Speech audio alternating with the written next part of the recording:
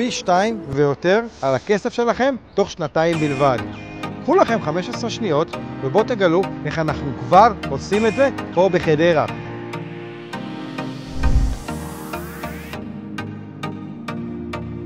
על פי דוח 22 של השמאי הממשלתי נקבע שהקרקע בבית אליעזר בחדרה נבחרה לוועדת הוותמ"ל. מה זה אומר? זה אומר שהמדינה מקצרת את הבירוקרטיה ומבטיחה בחוק שהקרקע תאושר תוך שנתיים בלבד. שטחים שנמצאים במסלול ותמ"ל יהפכו לשכונות מגורים.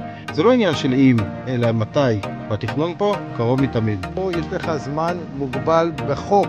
הוותמ"ל היא בעצם ועדה של המדינה שמתחמת את הזמן שלנו בשנתיים בלבד. תוך שנתיים הכל נגמר. נגמרו האישורים, נגמרו הוועדות, נגמר הכל. יש לזה תוקף של זמן.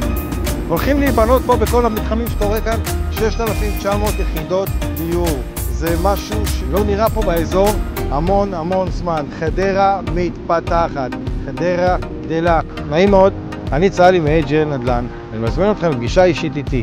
בפגישה אנחנו נכיר את ועדת הוותמ"ל וכמה פוטנציאל היא מביאה לעסקה.